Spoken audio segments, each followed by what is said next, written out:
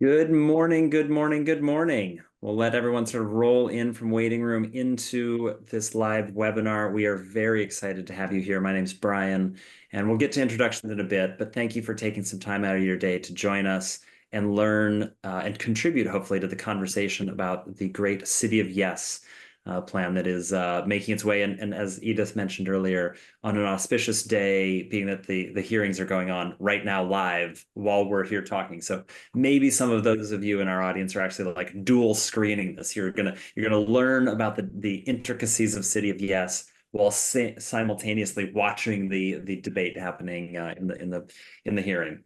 But we're really excited to have you all here. We're at the top of the hour. Thanks for being on time. As they say in show business on Broadway here in New York, if you're on time, if you're early, you're on time. If you're on time, you're late. And if you're late, you're fired. No one here is fired. We're all here, but excited to have you all here. And thanks for being here right very promptly at 1 o'clock. We're going to give another minute or two while our many other attendees start to continue rolling in. I see some names that I know and friends from the real estate development community in here in our attendees. So hello and welcome to the people I know, and hello and welcome to the people I don't know yet. Before we get around, I want to do introductions when we get to a point that we've got our sort of core attendance here. But I will start doing a little bit of housekeeping notes for everyone. Again, my name is Brian Tormey. I'm going to help host and moderate today's panel session. And in terms of engaging, we really want there's an amazing amount of content and knowledge and expertise that Avi and David and Edith will help be presenting and sharing with you all. And we've got Todd and Jared, who we'll introduce in a second, also joining here momentarily. But we also want your insights and questions and engagement and feedback and things. And so we'll encourage everyone to encourage people to use the Q&A function. For most of you on your device, that will be down at the bottom of your screen when you sort of mouse over to like wake up the bottom bar. And Zoom recently changed. It used to be two little chat bubbles, and now it's just a unified chat bubble with a question mark in it. They took into account that I was aging and I could no longer see the question mark in the small fine print of two small boxes. So they made it a bigger box for my aging eyes. So use that Q&A function down there to drop questions in. Make sure to include your name. And in case I don't know, you're welcome to sort of give a little blurb of sort of the role you play in the real estate ecosystem, right? So that may help frame the question appropriately. And if it's a question that you, especially as we get to the Q&A section at the end, that you want to speak to verbally, notate that in your question that you submit that you'd like to be taken off mute. And we can do that. We can come find you, take you off mute, and take you and put you on camera if you'd like, or you can put yourself on camera. And then we can allow you to sort of engage more directly, verbally and visually with the panelists here. But other than that, we'll keep everyone on off video and on mute, just so we don't have some of the chatter and things that are in the background of all of us in New York. With that, I will, you also can, people can raise a hand. That's another function as well that sort of asks, points us to you having a question or something in the Q&A. I would encourage everyone to use chat as a chiming in, not with like a question that you want the panelists to answer, but more just feedback, commentary, accolades, agreement, dissent, sort of opinions without it being a question can go into the chat function. And we do have another panelist, Todd Signati from Shop Architects, that should be joining here very momentarily. But otherwise, we've got so much great content, team. Like I've had so much fun getting to prep this session with you. We're 4 minutes in, even though Todd isn't here quite yet. Why don't we start with our introductions? I feel like we've got a good slug of attendees who are on time that we can get going with. So with that, I'll very briefly introduce myself, Brian Tormey. I am the president of TitleVest and the Northeast Regional Manager for First American Title. We are a title insurance company. We have also invested in both building some GIS technology that's relevant to some of the City of Yes and what can be built where here in the great city of New York, as well as recently bought a company called Envelope, and its technology is very relevant. We'll be seeing a little bit of it later. I'm so excited to be here with you all. Edith, I'm going to turn it to you next to introduce yourself. So thank you for being here. All right. Thank you very much, Brian. And thank you to the host for inviting me to speak at this roundtable. I'm always very excited to talk about City of Yes. So jumped at the opportunity. I'll just say a little bit about myself. I am currently the executive director at the Department of City Planning. I started at City Planning quite a while ago, and as an intern at the department. I like to say that in case you've got some young people joining the call.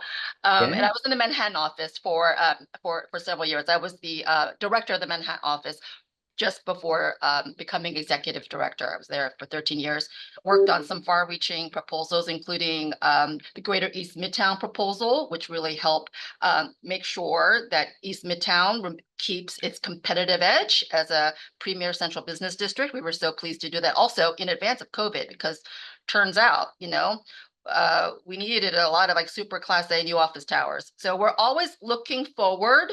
And very excited to talk about City of Yes to help us bring New York City into the future, the future that we want for New York, a more fair, equitable, accessible, affordable, livable city. So thank you very much. Yeah, very, very well said. Very well said. David, why don't we turn to you next? Sure. Thanks also for having me here this afternoon. My name is David Rosenberg. I'm Land Use Counsel at Rosenberg and Estes. I represent developers and owners over the last number of years in, well over a dozen rezonings, building housing across the city, and advising clients on all different land use and zoning matters, and particularly the last couple of months, City of Yes. So very happy to be here to talk about it. That's wonderful. We're excited to have you here. Avi, let me turn it over to you next, sir. Thank you. Thanks a lot, Brian, and Edith. Thanks a lot for joining us, and of course, David. So I'm Avi Aflalo. I'm the CEO and one of the co-founders of Simplex 3D. We developed a PropTech 3D platform that serves the professional market globally. We started in Israel 11 years ago as one of the co-founders, and we've launched our platform in New York, which was very exciting as well. I think it's the first time in 400 years that the city got 3 centimeters data of 3D visualization for the entire city. And we've partnered up with the First American as well, working as well with the envelope technology that we will show you in a bit. And we were very exciting to see how the City of Yes, great initiative and plan could be visualized and understood better on such a platform, actually to showcase, what the plan aim to do, and help communities digest it much better. So we're very excited to be here and show you what we've prepared. Yeah, wonderful. Well, I'm very excited to get started. Todd should be here shortly, but I will give a brief introduction for Todd, being that I've known him well for a while. Todd is a partner at the architecture firm of Shop, and it helps create, amazing buildings and projects both here in the great city of New York, as well as all across the globe. He's actually been globetrotting quite recently, and I think that's part of his travel leg of he's been in a whole bunch of different time zones across both Asia and Europe the last few weeks. So we should have him here with us shortly. With that, Edith, to get us started, would you help anchor our audience today in a sort of a bit of some overview of City of Yes, right? Like first of all, the most amazing title ever, like wonderful titling. I'm not a marketing guru, but great titling. And give us some overview, ground us in it so that then we can start to get into some of the deeper meat and potatoes issues. I will indeed. Thank you. And actually, we love the name too. And whenever I wear my City of Yes sweatshirt, I get stopped on the street by strangers who just ask me about it and where can they get one. So yeah. We're very happy. We're very happy to make zoning more accessible too to the general public. And part of that is just, giving it a catchy name. Okay, but let's talk a little bit about City of Yes. At the Department of City Planning, we've been advancing Mayor Adams' 3 City of Yes initiatives. And I'm happy to say that the first, for carbon neutrality, was adopted by City Council at the end of 2023. And that proposal makes it easier to add solar panels, to retrofit buildings, and to install electric vehicle chargers, among really many other changes. The second, which is City of Yes for Economic Opportunity, was adopted just last month. And this initiative will allow our economy to grow and adapt by making it easier for more types of businesses to locate in more places. It'll promote vibrant streetscapes and support key industries, especially burgeoning new industries. Because, prior to its adoption, some of our zoning rules were truly laughably outdated. Zoning specifically called out where you could, for example, locate a telegraph repair shop, but not a cell phone store. So we had stuff in the zoning that dealt with airline ticketing offices, but we didn't have new categories that reflect our modern economy. So thankfully, we've updated the zoning resolution and done so much more, including allowing for the largest expansion of space available for clean manufacturing in 60 years. And that was also part of the economic opportunity proposal. Okay, but now where we're at right now, we are in the third City of Yes initiative, which is City of Yes for housing opportunity. And every one of these proposals is important, but this one truly is, I think is really existential, for New York City. As I mentioned earlier, we need to make sure that New York City is open, accessible, affordable for everyone. And this proposal is a plan to build a little more housing in every neighborhood. Because as we all know, we have a dire housing crisis in New York City. Our vacancy rate for available homes is just 1.4%. 1.4%. Too many New Yorkers are rent burdened. Too many New Yorkers are paying a third of their income on rent. Too many New Yorkers are paying more than half their income on rent. So City of Yes would help fix this with a carefully crafted set of zoning changes to allow incrementally more housing in every neighborhood, low density, mid density, high density. And when every neighborhood adds housing, it makes a huge difference overall. But it's every neighborhood adding a little bit, and altogether as a city, we're adding a lot. So in low density areas, we are proposing to legalize accessory dwelling units, or ADUs, such as backyard cottages or apartments above garages. These are great homes for maybe, a grandparent who doesn't have to, move out of town, or maybe for a kid who's coming back from college. Or it could just be a way for folks to generate a little bit more income on their property. We're also near transit and along commercial corridors. We are allowing 3 to 5 story apartment buildings through transit-oriented development regulations that we are calling town center zoning. And in higher density areas, we are proposing the universal affordability preference, which would allow buildings to be about 20% bigger as long as that 20% is affordable. Citywide, this is a big one. I mean, there are a lot of big things in here, but we are proposing to lift the, I would say, arbitrary and expensive parking mandates for new residential construction. Why should we have a requirement for minimum parking in this incredibly transit-rich city? And again, I want to stress here, we're not eliminating parking. If you want to provide parking, go for it. But we are proposing to eliminate the requirement for a minimum amount of parking. And also, as part of this proposal, we are proposing to allow offices to convert to residential use across many more parts of the city, and to support contextual infill development on large lots known as campuses, among other changes. So I really encourage you all to check out the full proposal at nyc.gov/yes housing opportunity. And I would really love to see you come out and support if you haven't already. And as Brian mentioned at the top of the hour, today really is an auspicious day for us. The City Planning Commission is currently in its third hour of its public hearing on this proposal. And we literally got hundreds of speakers to sign up. So we're going to be going all day long into the evening, I assume, maybe even later, we'll see. But again, I'm really glad to see you all here today to hear a little bit more about City of Yes, and not just about this amazing tool. It is really important that that folks be able to visualize proposals. So tools that help people understand, what government is talking about, or what, a developer or the design community, what we're all talking about is really, really helpful. And the building and design industries are hugely important partners for DCP in our work every day. And we know that you are the ones who actually work with these regulations. So we want to make sure it's really important to us that we get these regulations right. So we've been happy to hear from so many of you along the way as we've crafted these proposals. And, there's still a road to go. We're anticipating the City Planning Commission vote in September and the City Council vote, of course, just beyond that. But so again, thank you for everyone who has weighed in.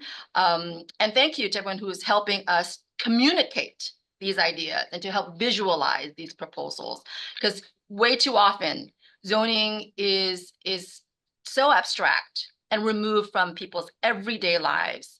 So really simplifying and making zoning more accessible, even from something such as the name, right? City of Yes. So thank you, Brian, for pointing that out. To actually like going into the regs and making it just much more comprehensible and understandable, and having the visual communication aids. It's all incredible. It's all great. So again, thank you very much for being here, and thanks to the host for inviting me. And now back to you, Brian.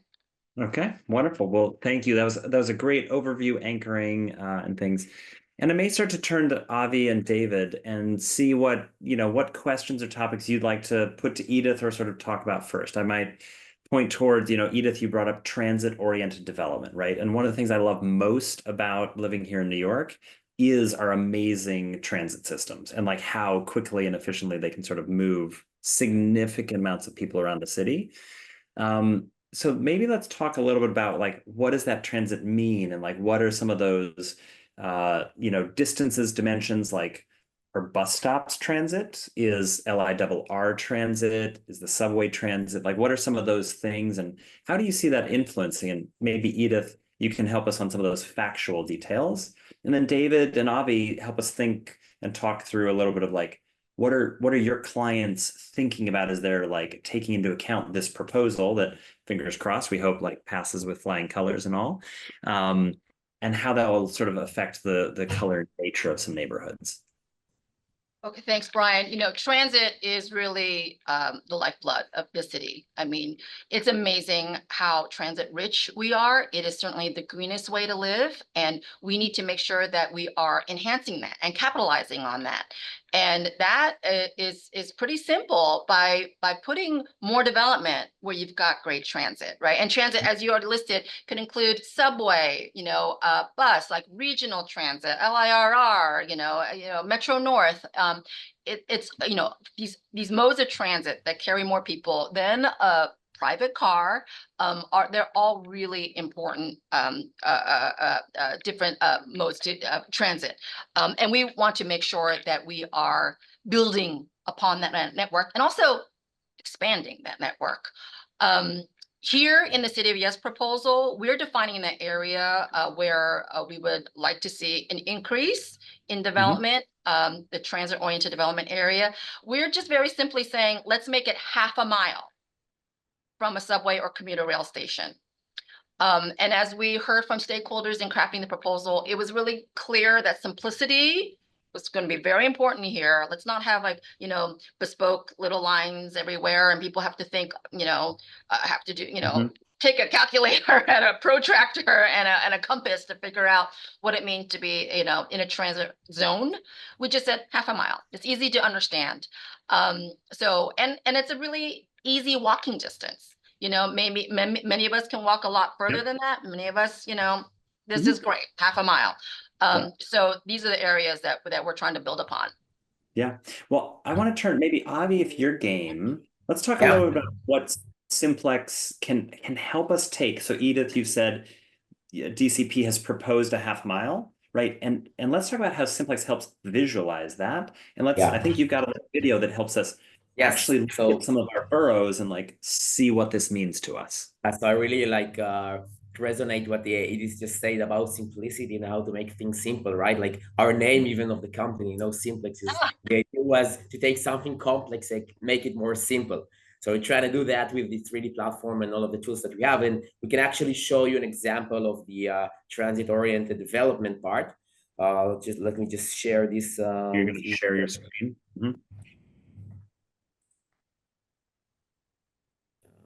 Just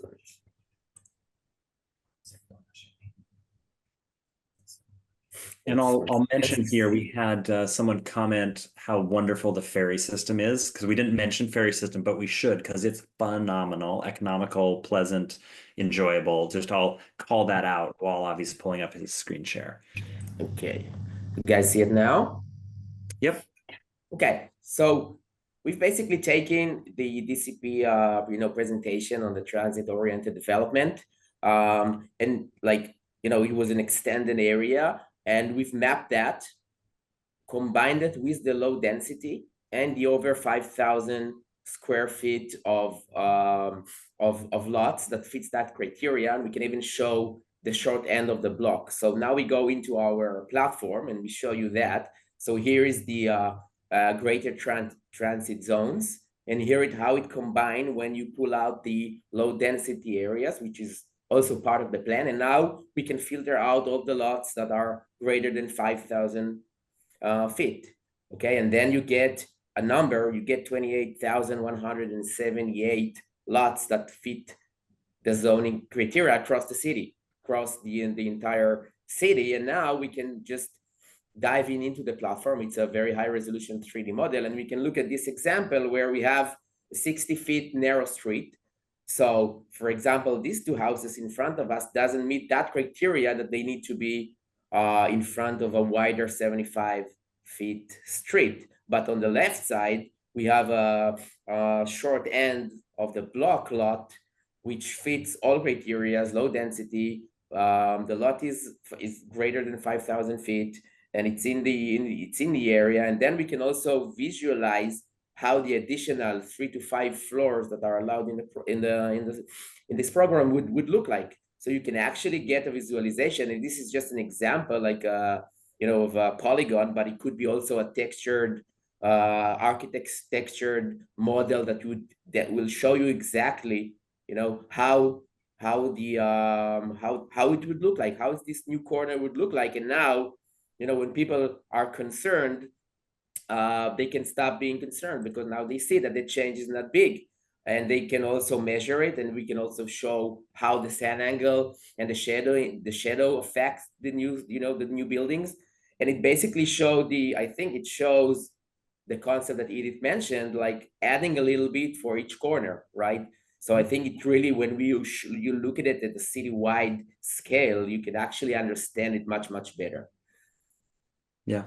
And that really is what the tool is about. And that's part of, Edith, you were talking about it. Like, it takes real craftsmanship to craft these ideas in text, because you're like converting it into, what does this mean contextually in a neighborhood? Like, what is the impact? And it is an art, right? Like, there's a lot of influencing factors in there. So, but what we just saw, I would echo as well, like, doesn't look scary, right? Like, that level of up development doesn't look scary. David, I want to turn to you. As you think about this larger topic of transit-oriented development and its impact, and which parcels and properties and neighborhoods it hits, what are some of the thoughts and things you're hearing in the market? Yeah, I think like one of the things that, I see a lot, and when talking to either to developers or talking with architects about some of this, the question is always, right, we've got lots of rules and criteria, but how am I going to know if my site is eligible? New Yorkers don't really talk about distances in miles. We don't ask someone what 2 miles is. They don't know. You see a New Yorker driving on the highway outside of New York City, and a GPS is telling them in 3/4 of a mile, go left. They don't know what they're doing. We kind of measure things in blocks. And so, right, for zoning purposes, a half mile is a good number. But then when you're trying to figure out if your property's in it, it's really great to have a tool that can say, okay, this is and this isn't. Mm-hmm. And the other part of this, right, Avi, the site that you showed on that video was really interesting, because I know one of the things that has come up a lot in discussions about this, especially, the neighborhood where you showed, that is not far from where I grew up. I know that neighborhood well, and I know what people talk about City of Yes over there, about these, you're gonna have these big buildings showing up on these blocks. You notice that once you fill out the massing for what's available on town center zoning, it's about the same size of the building that's right next door. And these things don't come from nowhere. A lot of this is, things that we already know. It's the kind of city that anyone who grew up in New York has experienced. You got your stores on the front, they have a couple of apartments on top of them. And it's about turning, right, kind of lets people think about this a little more level-headed about what this is and what this isn't. And then for developers, practitioners, we can actually see, okay, what is this going to be in context? Is our property going to fit into this? Are we going to be able to do, what are we going to be able to do on a site? And, thinking about bringing development, are we going to have problems with neighbors? Are we going to, right? All of these things that we can see with those tools. David, I'm so glad you made that point. That there are a lot of beloved building types that we're just trying to reintroduce, because these low story 3 to 5 story town center type buildings, they kind of got over time made illegal because the zoning got so complicated over many years. And then there were just rules on top of rules on top of rules, including parking requirements that just made it totally unviable to build these, 2, 3, 4, 5 story buildings that are actually all over New York. So our City of Yes proposal, we think, is extremely sensitive to local character. And we're just trying to allow for these building typologies that are so beloved to be reintroduced. And just that, unfortunately, were banned, from decades of zoning accretion. So I think it's, we could point to buildings that already exist on the roads, on the streets, but it is helpful for, when people look at soft sites, I think immediately there's just this concern or fear that they're going to get mega towers. In fact, just earlier today at the CPC hearing, I heard a speaker say, he's really concerned about mega buildings coming into his neighborhood. And, I think if seeing demonstrations of how City of Yes actually doesn't translate to mega towers at all, we're really just talking about these few story buildings, really helpful. Edith, that's such a great point, and I think it is one of the big things that with any large zoning overhaul, I know Midtown East was also this question that did allow for some of that stuff, but people want to understand how much it allowed for, what, maybe Avi, I know you've got another great little clip of another sort of streetscape neighborhood, Right. the whole street front maximized. Why don't we cue that, and then I'll actually go show Edith. I'm going to pick that corner lot that you sort of pointed to earlier and go aggregate and do an assemblage. Like if a developer came in and maximized inside the City of Yes in this residential neighborhood, here's where they could maximize without variance. Right. So Avi, why don't you do yours, and then I'll screen share mine, and we can demonstrate a little bit of this point to the audience. Perfect. So now I'm gonna reshare it again. Here it is. So now we are looking at the town center zoning, okay, which regulates the housing about businesses on commercial streets with low density. So again, we have an overlap of two different layers that we can show and combine on our map. So this is again taken from the DCP presentation. And now we can then visualize all of these commercial overlays areas on our 3D map, as you can see here. And we will then again overlap that with the low density, high density areas of the city. So the blue ones are the low density and the orange one are the high density. And now we can then see that there is 13,636 lots that meet that criteria around the entire city. And now we can just zoom in and look at a specific specific corner here. This is a building that fits that criteria. It's in the right zoning, the commercial overlay, and we can then also show, how would a massing of 2 floors would look like, right? And look how nice it is. It doesn't change basically anything in the neighborhood. It just blends in. It's not too high. It's really looks similar to the neighborhood around it, but on the other hand, it's, it allows, I don't know, 180 more families to live in their neighborhood, right?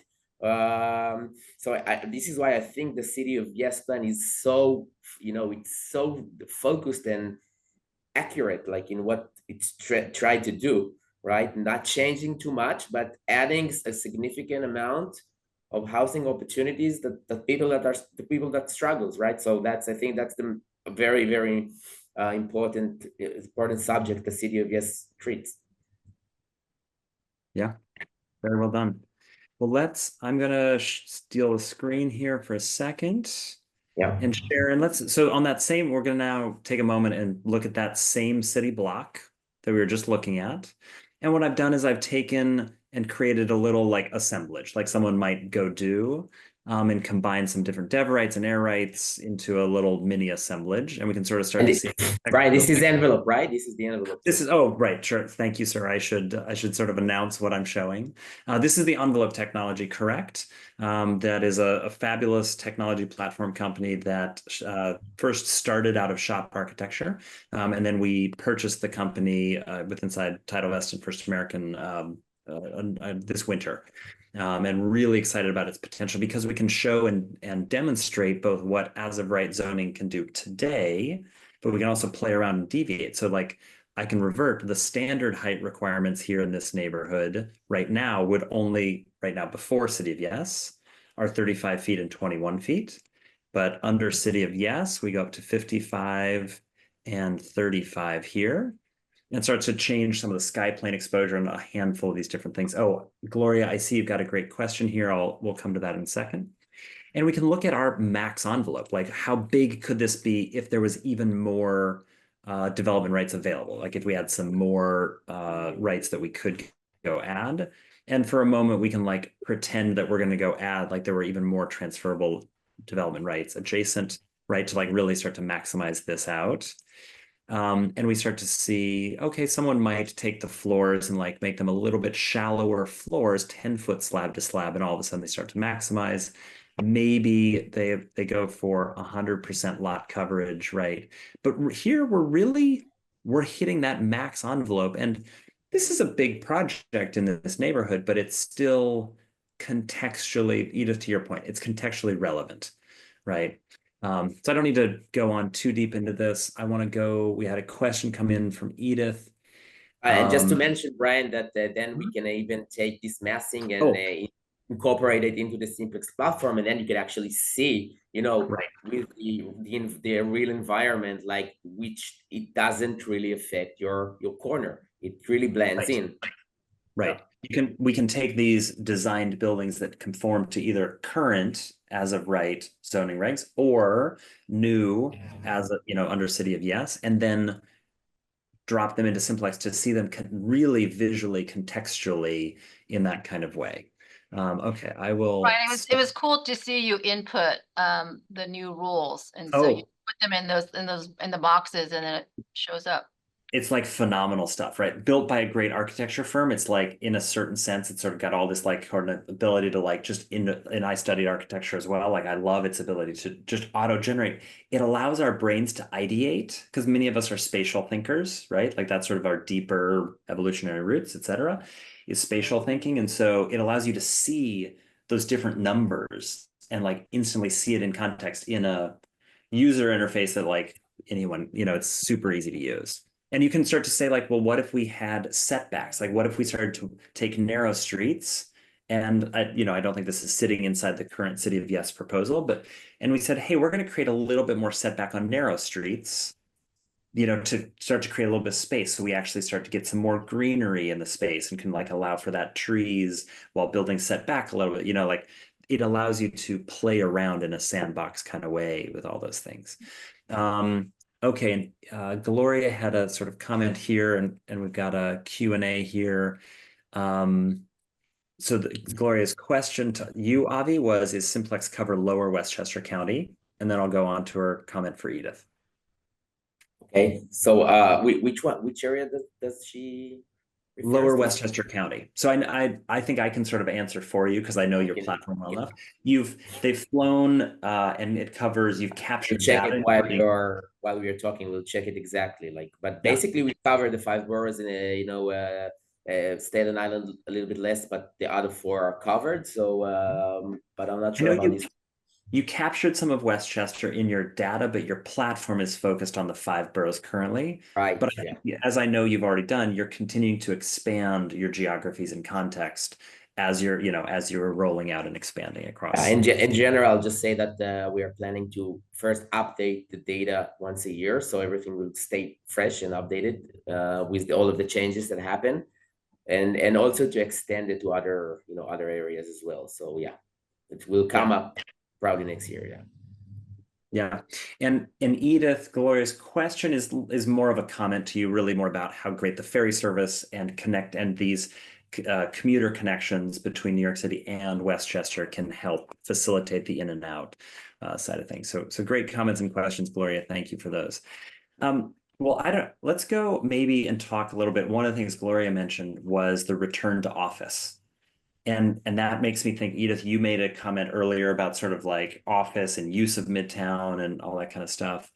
And maybe talk a little bit about I feel that they're interrelated, our office to resi conversion topic a little bit, which isn't specifically City of Yes, but is very PCP centric. And then inside that also, I think is the universal affordability preference and how that program works, I think helps us. One of the things that we've seen is with rents escalating in the stats you referenced earlier, like it's harder to have our employees be able to afford to live and commute into physically in the office. I know I face this in my own business, whereas they can choose to work remotely because we've proven during COVID that works. And so they can move to somewhere else. They can move down to Florida. They can move to South Carolina. They can move to further Connecticut or upstate New York and work remotely because it's so much more affordable. And I think bringing some of that rent affordability back and purchasing affordability back to New York is important. So why don't we start with you, Edith, and then we'll sort of go around the horn here and talk about commentary on both office to resi and the affordability program. Yeah, no, thanks, Brian. And of course, we fully recognize that the way people work is different now, right? Mhm. And COVID certainly didn't introduce, remote work, but it certainly accelerated it and made it a norm. Although we are seeing I think the norm is really still more working in the office with more limited days working remotely. But we recognize that. But that said, like people are like, size of households are smaller now. And people want more space in their homes because they're also working at home.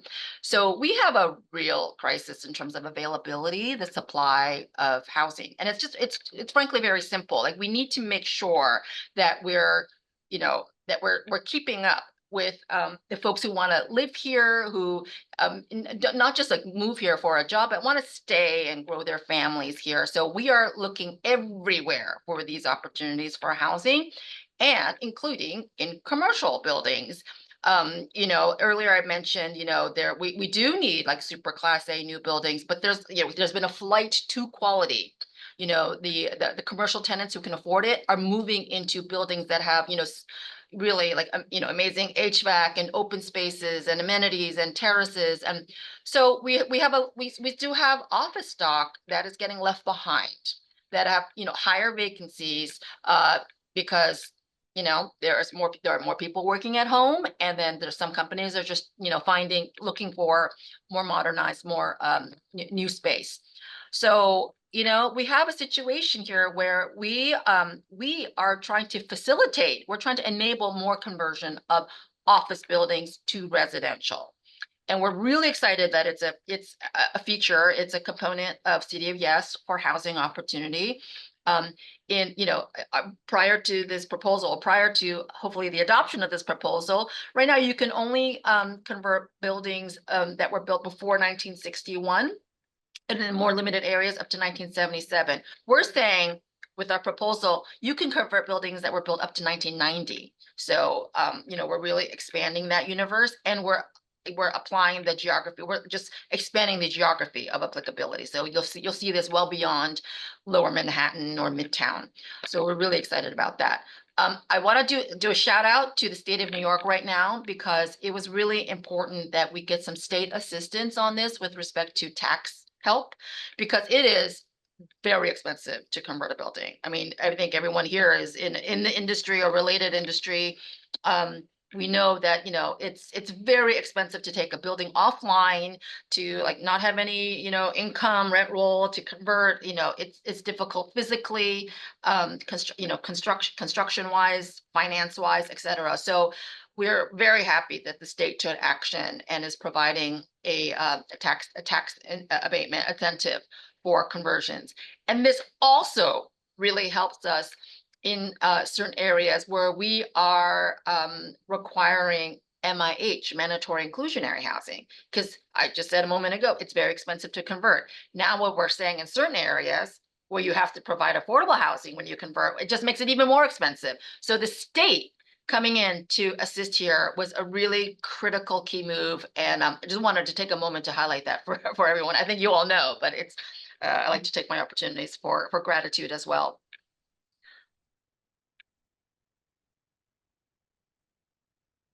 I will, Avi, and well, actually, David, let's go to you first. We've given Avi a couple first at bats. Let's go to you first on the sort of talking about the affordability program and office to resi, and then we'll come to Avi. And we've got a couple questions starting to queue up in the Q&A, which are, I think, interesting ones that we can put here.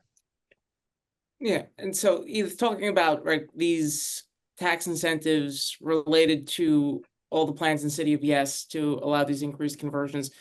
You know, the city had the task force to look at office to resi, and I think everyone, right, pretty much right up through the April budget, looked every which way you looked at an office to resi conversion. If you required any affordability in there, it was just not financially viable.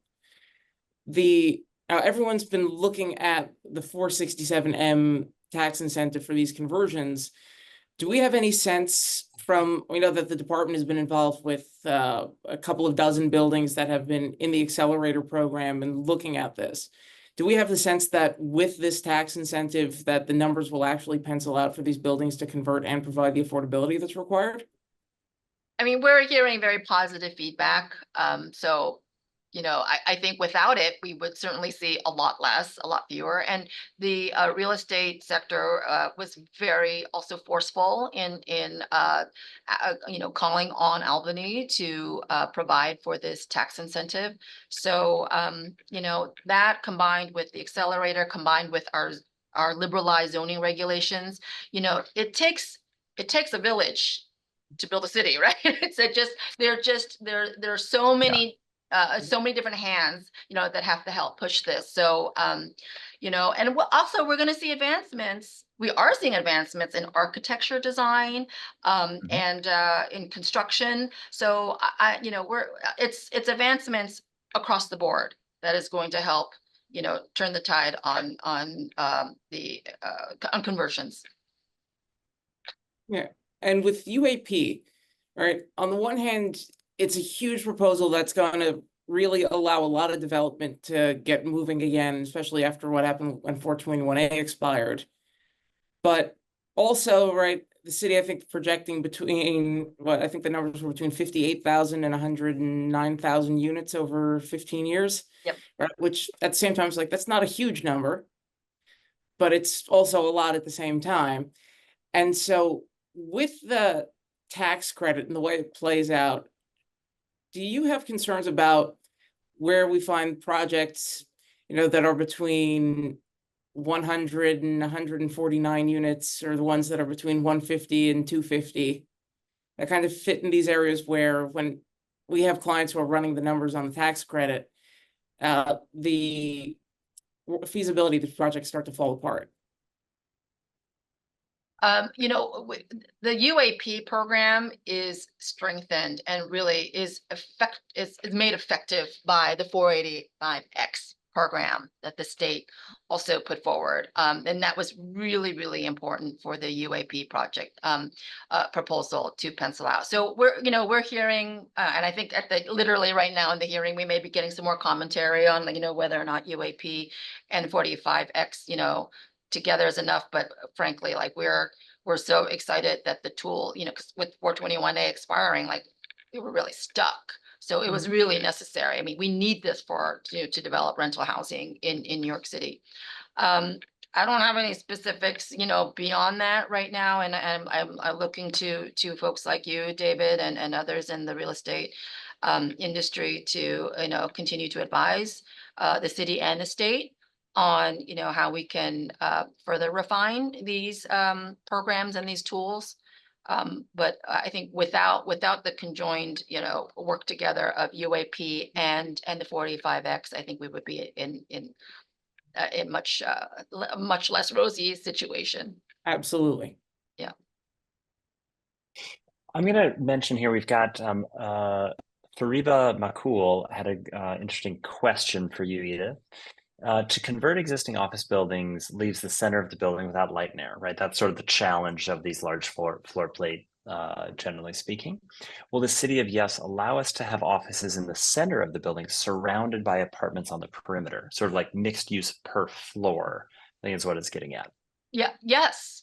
I think, we're looking at regulations to allow mixing of uses, because I think it's quite an old fashioned notion now to say that you must have, stack very rigidly, and that this was part of zoning, City of Yes for economic opportunity. We were recognizing that, folks are working at home and people have businesses at home, so allowing the mix of uses within the building is really important. And also, yes, light and air is critical for bedrooms, maybe not so much for home office. So, we and building code, we're looking at, how to make all of this more flexible. Because not every building is going to be able to afford to carve out center, right? That's a very expensive thing to do. Yeah. So yeah. Yeah, and we've got another great question that came in on the Q&A from a developer, one I know well. He's a talented developer, Aaron Yasin, who asks, as a developer, what can we expect to come out of the proposed zoning changes, and how will the changes be implemented on a DOB level? And what is that timeline? Like sort of, as let's, fingers crossed, knock on some wood, let's assume City of Yes just sails through, right? Everyone here in our audience is going to go join in, speak, chime in at the hearing in favor of, and that's now passed for a few months into the future. What is that timeline of implementation out to the DOB look like? Yeah, it's a great question. Thank you. Well, as I mentioned earlier, the CPC vote is expected early fall, so let's say September, and then it moves next to the City Council, and they have the 50 days after the City Planning Commission vote. So we're talking by the end of the year. They're assuming that City of Yes for Housing passes, that it's in effect right away. So, again, this is we're dealing with zoning and not with building code, but the zoning would be in effect right away, and DOB would have those new rules. Then they would be following the new zoning rules, and they would be allowing according to the new rules, enforcing according to the new rules. So it is effective right away. That's great. And Gloria mentioned some ideas that sort of fit inside what you mentioned, Edith, around sort of, second and third level yoga studios, fitness workspaces, not just ground floor stuff. I want to turn back to some of our things where, we've covered topics. I do encourage our audience here, feel free to put questions into the Q&A function, ideally. And let's come and talk about the, how's the DCP achieving buy-in in sort of the neighborhood level and developers, and how do you, let's assume that we maybe achieve passage. How do developers who make up much of our audience here today sort of go engage into a neighborhood and maybe leverage DCP resources to help explain what is now allowed in a neighborhood to sort of help that community come to understand the new allowances and what's changing, and not be afraid of what a boogeyman might be that isn't a reality. But, so I'm curious your thoughts on sort of that kind of topic and resources that might exist there. No, it's a great question. And something that we've been really focused on is public engagement. And how do we get the community buy-in? This is a huge proposal. I mean, there's just no way around it. This is a huge proposal. In fact, we take pride in talking about how this is the biggest overhaul of zoning in the history of modern zoning. You know, modern zoning goes back to 1961. It predates like the heyday of civil rights. Where there's some really crazy obsolete stuff in zoning that we need to fix. We need to make our zoning reflect the city that we want. And I talk about zoning as a book of values. I know some real estate developers think values with $. I'm talking about values as in principle, but you could talk about both really. We want New York to be dynamic, accessible, diverse, to have, to still have it be welcome to just a huge variety of people. How do we talk about our proposal? Well, we just have straight up conversations with everyone. And we have been really hard at work going into community boards. We've had over 175 meetings at community boards. So that's over three, 3 at every board. And we've been meeting with civic groups, with homeowner groups, with you name it. And it's really important that we go out early, we go out often, because this stuff is really, it's a lot. It's a lot that we're proposing here, and it's a lot to try to digest and comprehend, and we get that. So, it's the responsibility is on us to get out there, and talk about our proposal and to really listen, and with meaningful input, we make modifications. The 2 prior City of Yes initiatives, we got input from community boards or stakeholders, from elected officials, and we did make adjustments. So we are, we're in the thick of it right now in the public review process for City of Yes for housing, and we are getting feedback, and that's just a hugely important part of the process. So far we've seen a great response, very positive. Of course, there are folks who are nervous about change. There are folks downstairs right now in our hearing room who signed up, to speak against it. There are a lot of people who spoke or are speaking in favor of it. But we're so happy to announce that we have 3 borough presidents who shared their support earlier this week. They testified today in our hearing.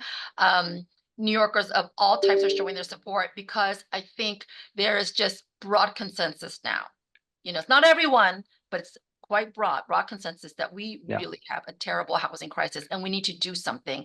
And the NIMBY voice is now being countered by a very effective YIMBY voice. And that's really great. It's really I great. think it's really amazing, thinking about it as like code of values, like book of values, and thinking about that planning rules can really applies to the real life. You're like changing demography. Like, it's like a bit like democratizing the affordability of housing, right? Like we always think of our platform as like democratizing the use of information, because we make it for the, for the non-technical. Everyone can use it, and everyone can now have access to the data and understand it. And City of Yes, I think, does the same for actual people to be allowed to live in the city. And I think it's an amazing, approach, and also innovative. Like I never heard that approach from a city council. Like, that's the aim. Like, democratizing the possibility to actually find a place to live. Well, thank you for that comment, Avi. Thank you. Much appreciated. Yeah, it's amazing. Very much agreed. We've got another great question from another great developer that I've gotten to know, Lee Cohen. And his question, David, I'm curious of some of your thoughts. Edith, some of it's for you, but David, I think some of this might be a good question for you to weigh in on some of the procedural stuff that you might anticipate as this moves forward. So Lee asks, if we have a resi development project sitting in a current R5 zone, in the early stages of foundation pouring, but that same site falls in this new map, and would be under City of Yes upzoned, and parking would be downsized. Would we, the developer, be allowed to then fall in the new zoning under post City of Yes, which has come about after an application was already filed, foundations poured, etc.? And so would they be allowed to leverage this new zoning, file a PAA, and build that larger building that the new City of Yes allowances would allow for?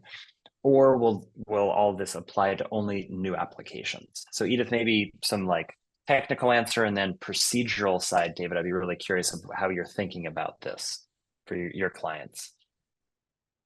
Once the zoning's in place, it applies also retrospectively. So older buildings and properties could also enjoy the same benefits. Okay. Yeah, the Lee. way I would, Yeah. the way I would look at it is, Fred, if you're already at the foundation stage, you can continue with your existing building plans, right? Even if somehow your existing building became non-complying with some bulk regulation, you'd still be able to continue. But at the same time, if the new rules, right, if it's just a bit of floor area that you want to add on to the new building, you file an amendment to your plans, you can add on the floor area. If you want to file an amendment and remove the parking, you'd be able to do it, provided that, you met the criteria to be able to remove your parking requirement. The part where I would, and it's an R5 district, so I doubt this is the case, but if you're talking about a 421A project, then I would, say that it requires just a little bit of caution, only because the 485X eligibility and the 421A eligibility, if you just rip out all of your foundation and start all over again, you might be risking your tax benefits. And so you'd have to look at something like that. Yeah. No, great point there, David. Well, with 5 minutes left, I want to give each of you a minute to sort of give a concluding comment or two about some other things, maybe a nugget or a tidbit about City of Yes, or how to help visualize it, or how to help put it into practice that you would want to leave our audience today with as a sort of concluding thought. Ladies first, again, Edith, you've given us so much of your time, so let's start with you. Oh my gosh, I've done so much talking today. Thank you. I'm sorry, can you repeat the question? A tidbit for how to visualize? Just like sort of, well, it could be the visualization is probably more for Avi, and usage is probably more for David. You just like, what's something you want everyone walking away today to like know and remember about City of Yes? Oh, thank you. Okay, so that's great. I'd love to talk about City of Yes as a proposal to allow a little bit more housing in every neighborhood. And it's really the tagline for this proposal. And we are still continuing with neighborhood specific rezonings. For example, the Bronx Metro North neighborhood plan is currently at City Council for their review. So we are still looking at individual neighborhoods to see if, they can handle more density. But as a citywide proposal, I just want everyone to remember that this is about a little more housing in every neighborhood. And if everyone does their part, we're going to deliver a lot of housing. No, I'm gonna say that's like the peanut butter principle, where you put a little bit everywhere. So we can call this all, City of Yes is a good name, but maybe we could just call it the peanut butter plan proposal. Just as if you need a backup for your sweatshirt. Avi, why don't use that, please? Avi, why don't we go over to you, sir? Yeah, so thanks a lot. I think very interesting, and the plan is amazing. I think the idea of a little bit everywhere, I think it really resonate well with also the platform, the technology that we have, and just showing that on a city scale. And I can just in 1 second share something we just prepared now while we were discussing, like the aggregative capabilities of both technologies, Simplex and the envelope, looking at the entire city and understand, like for here we have like a filter showing the Resi office, right? Which are the lots that fits the criteria we just discussed before 1990, and with the right zoning, and you can add other filters. So the aggregative capabilities could really allow to see, like, get an overview from the bird's eye on these plan implications, right? Like what does it do? What does it do for the entire city? And like for a city like New York, it has such a huge impact. So I think understanding that by visualization, with the 3D visualization that people relates to, because it looks like what they know from their corner, right? From their house, from their coffee shop. It's not intimidating, like it's not a map that they don't understand. So I think this is a very efficient way to convey that message to the public. Yeah, agreed. Very well said. David, you get Yeah. to round us out. Yeah, so right, in all of City of Yes, there's a whole other part that we didn't get to talk about in housing opportunity, which is, when I first saw the text, it was kind of a planner's wish list of every problem that anyone has ever noticed about small things in the zoning resolution that don't seem to work, that were getting fixed one after another, and right, there's a part of it that's a little bit everywhere, and then there are parts of it that's everything everywhere all at once. And I tell clients the way to think about City of Yes, it's not a major upzoning. It's not going to radically change your project. But all of those little things in zoning that kept tripping you up, all of a sudden those things start to fall away. And we get to go back to zoning as basic of what's going to actually allow us to build the city that we all are looking to see in different ways. And that's how I like to think of this. And yeah, there are going to still be rezonings after this. Otherwise, I'm out of business, and then that's a different problem. But it gives us a lot more options to do things that we've all been trying to do for years. Yeah, no, I think that's very well said. And a good summary of City of Yes is fixing so many little things that just, there are those moments that you're like, but I wish it just allowed me to do this because this makes so much sense. And now we can do the things that just make so much sense, right? No, I think that's great. And I would sort of echo some of these comments and say, from my perspective, I'm really excited about this very holistic, like just with everything, with all forms of culture and running your business and running your family and raising children and startups, everything we all do, some amount of iterative back and forth and like trying something and then like being like, okay, let's adjust that and now make it a little different, right? Like finding those failure points. I do it when raising my kids, when building a project with my Boy Scouts, like whatever it is, we all have those little things where like we try it and then like it needs to be adjusted. And I'm really excited to see City of Yes continue progressing and be trying out and using Simplex and some envelope tools and great counsel like David and great leaders like Edith. So keep having that conversation and modulating things and like evolving and iterating and coming up with things, because that's that march of steady progress that like really creates a powerful end impact. Rarely can you design a perfect end outcome with the first sheet of paper you put down in the first draft, right? Like that's rarely the final novel.